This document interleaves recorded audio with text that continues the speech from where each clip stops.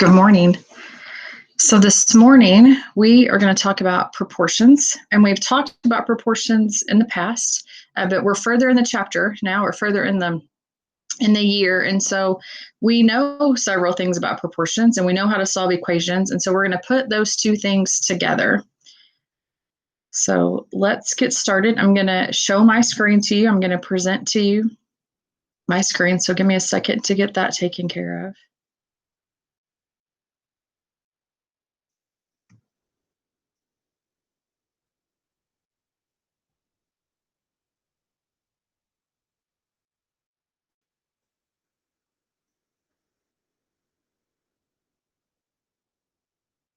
All right, so you should be able to see my paper at this time.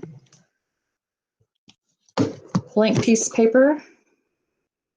And we're going to get started. So we're looking at chapter 11, section 1, proportions. And we know already that a proportion is a statement. It's a statement or equation that states two ratios are equal.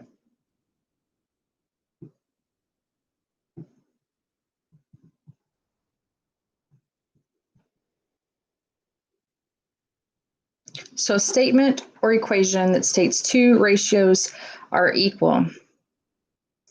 So we could look at 16/20ths, and we could look at 18/22, and we could determine if they were proportional, if they were equal to each other. And so we're going to look at that really quickly. And so the best way to do that, or the easiest, fastest way to do that, is to cross multiply. So I'm going to multiply diagonally, numerator to one and denominator of the other. So cross multiply. So 16 times 22, multiply 16 times 22. And that's going to get me 352. And then I'm going to cross the other two, numerator and denominator. So 20 times 18. 20 times 18, if I multiply them, I get 360. And so notice that these two are not equal to each other. So we know that this fraction, 16/20ths and 18/22, are not proportional. Not proportional.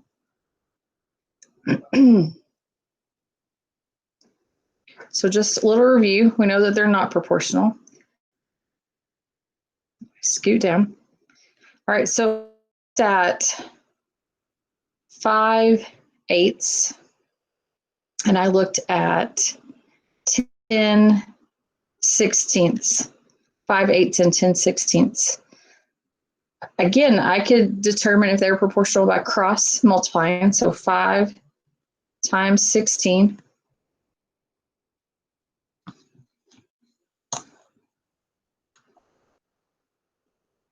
Let me scoot down a little. 5 times 16 is going to be 80. And then I can do 8 times 10. And again, that's 80. And so they're equal to each other. So these are proportional. So today, everything we look at is going to be proportional. It's just going to be missing something. So we're going to be solving the proportion for that missing variable.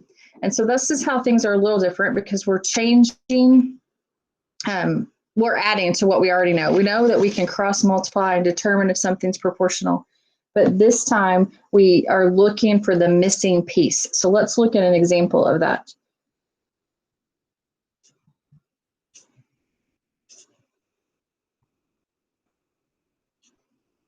Solve the proportion for the missing variable. Solve the proportion for the missing variable. Now remember, if you have a question, chime in, or you can send me a little message in the notes and I'll see it. It'll ding up for me. All right, so let's start off with something we've seen before, something very familiar, 6 over 4 and 12 over x. So we've done something like this before. We've done proportions where we have a variable that's missing. We're just going to add to that today. So this one, 16 over 4 and 12 over x, and we want to know what makes this proportional. What would make this a true statement? And so we can solve this just like we checked to see if those two ratios are proportional earlier. We can cross multiply. So that's what we're going to do. We're going to say 16 times x. So 16 times x. Put my equal sign there because we know that this is going to be equal because that's what we're looking for. We're trying to make it equal.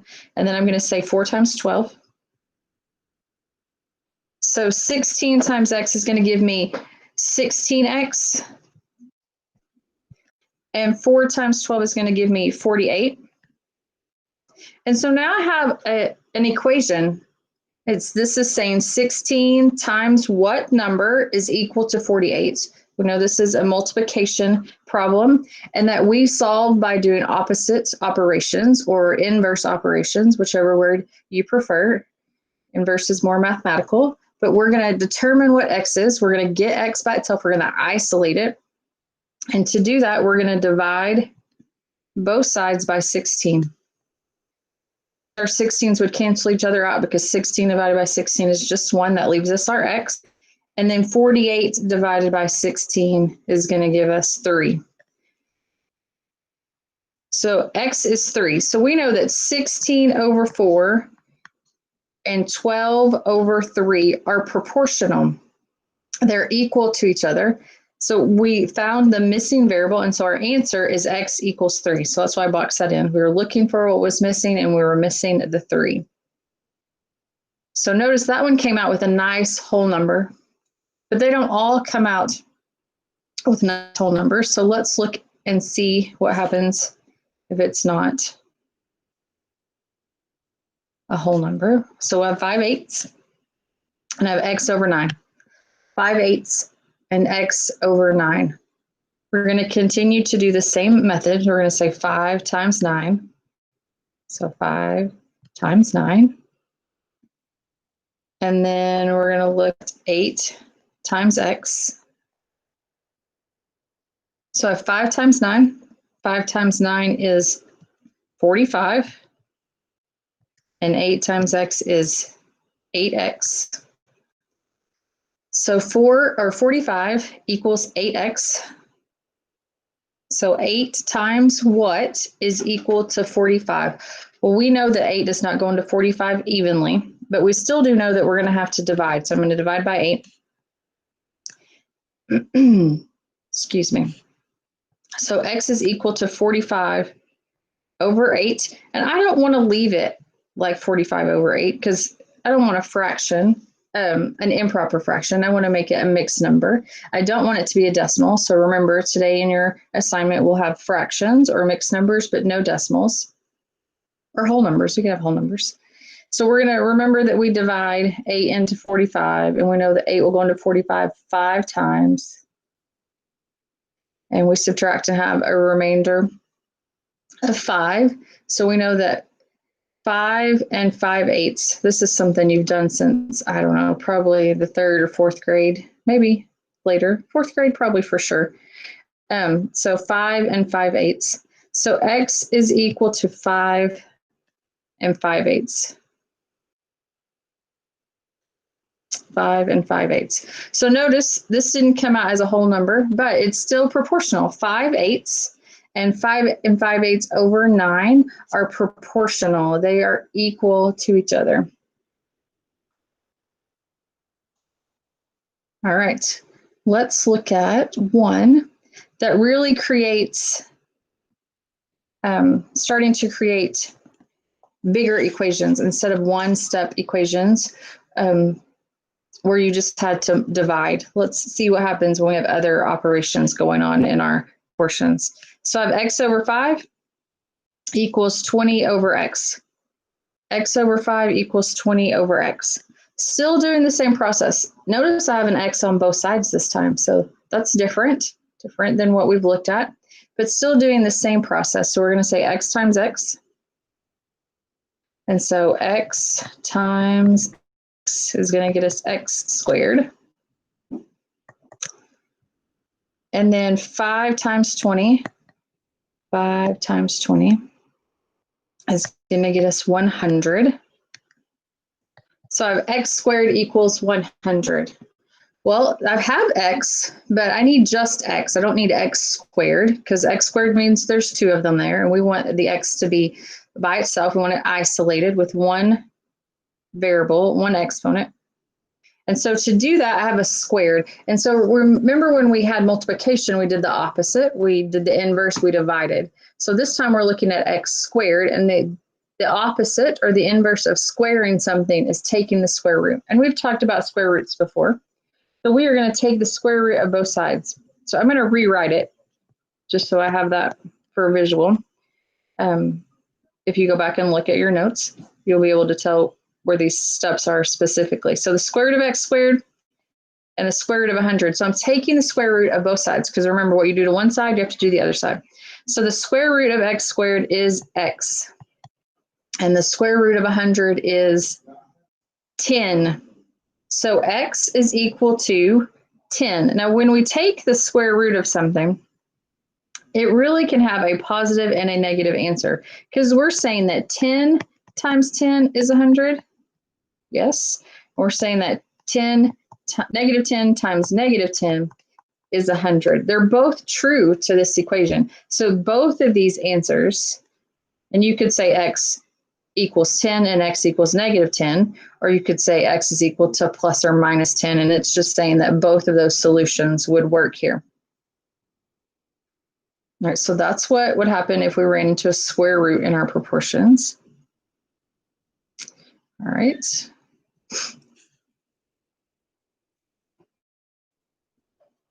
Let's look at a couple more. So I have 6 over 3 and I have x plus 8. So remember, we know how to do all of combining things together. We already know how to solve equations. We already know how to do simple proportions. Now we're putting them all together. Still going to cross multiply. So 6 times negative 1. And then 3 times x plus 8. And so remember, if you're multiplying everything. So I have to say 3 times the x and 3 times the 8. So that's why I put that x plus 8 in parentheses. So I remember that that 3 has to be multiplied to both of those. All right, so 6 times negative 1 is negative 6. And then I'm going to distribute this 3. I'm going to say 3 times x, which is going to give me 3x. And then I'm going to say 3 times 8. So 3 times 8 will be 24. So I have negative 6 equals 3x plus 24. So this is just a two-step equation. We know how to solve two-step equations. We've been doing that for a long time. And so to solve a two-step equation, remember the main goal is to get x by itself, but to touch the x last. So first I want to move the 24 because it's not with the x, but it's on the same side as the x. So to move the 24, it says plus 24. We're going to do the opposite. We're going to do inverse. So minus 24. So I have negative 6 and negative 24. So if I put negative 6 and negative 24 together, I'm going to get negative 30 equals. And then over here, I'm left with 3x because this positive 24 and negative 24 have canceled each other out. They are 0. So I have negative 30 equals 3x. So we're back to that one last step where 3 times what is negative 30? So we're going to divide both sides by 3. Again, those 3's would cancel out because 3 divided by 3 is 1. We'll have x. And then negative 30 divided by 3 is negative 30 divided by 3 is negative 10. So x equals negative 10 would make this solution proportional. I'll make this solution proportional. And we could go back and look at it. If I put negative 10 plus 8, just plugging it back into the original 6 over 3. So 6 over 3 on one side, and negative 10 plus 8 is negative 2 over negative 1. So 6 over 3 and negative 1, they are, because 6 times negative 1 is negative 6. And 3 times negative 2 is negative 6. So notice that those are equal to each other. So it kind of seems funny that you're putting a negative 10 when there's no negatives on the other side, but it all simplifies out, because when you put negative 10 plus 8, you get negative 2, and then you see how those both create a negative 6 if we were to check it. So good. All right, let's look at one more that shows us what happens when we get variables on both sides of the equation.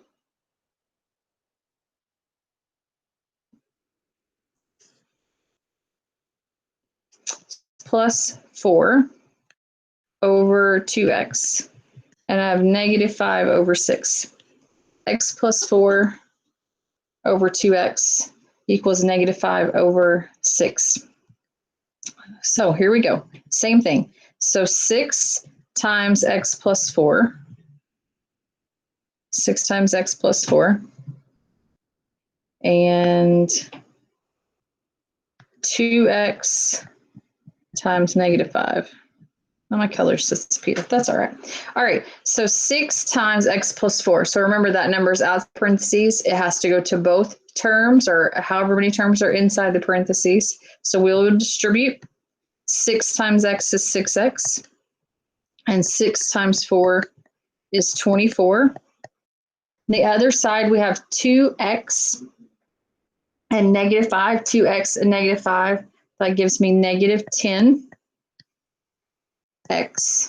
Almost lost that variable.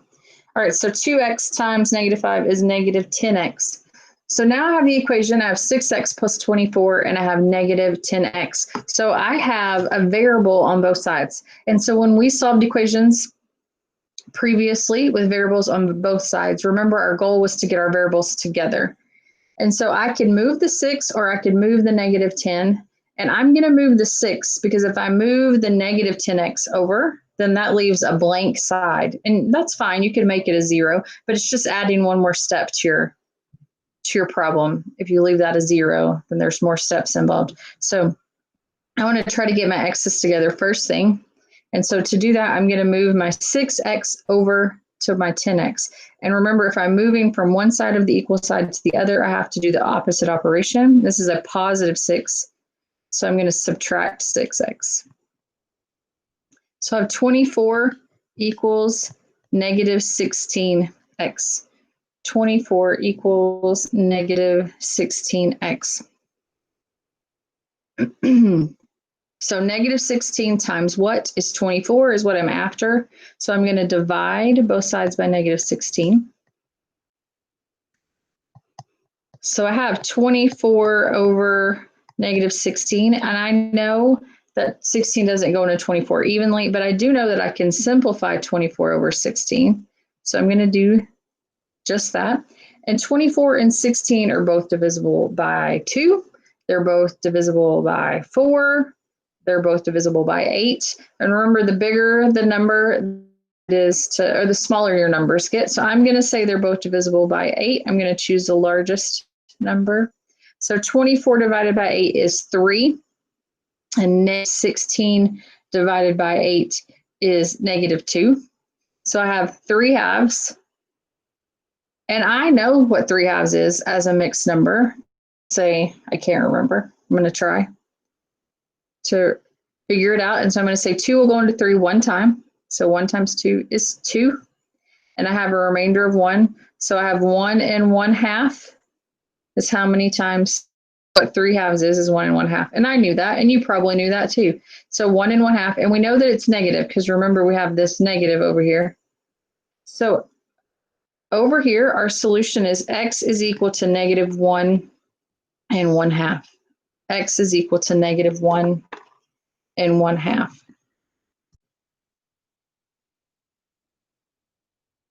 All right, so today we're going to do our assignment. It's going to be page 646, and we're going to look at 18 through 38 even. And just a reminder, I don't want any decimals, so no decimals for answers. And because we're at home, I want you to submit your answers to me via the Google Classroom. So I'm going to show you how to do that really quickly.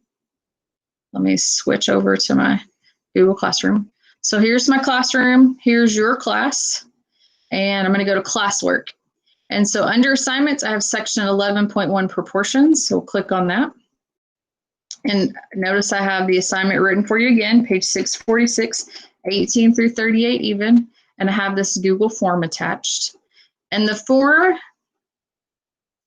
if it will open, there we go. So page 648, number 18, and I want you to type your answer. Page 646. I keep saying 648, I think. Page 646, number 20, and you'll type your answer. And so I've given you the space to submit me your answers. Your work should be done in your notebook on a separate sheet of paper in case I need to see something. I'll look at that. And then let's just say you don't have your book. For whatever reason, you got home and you forgot your book. So right here under resources, I have textbook chapter 11. And so if you'll click on that, there's your PDF to look at chapter 11. So you can go in there and the whole chapter is just a scanned copy of your book. So, all right, so there's your assignment. There's our proportions for today. If you have any questions, please just contact me and I'll be happy to help you. I'll see you later.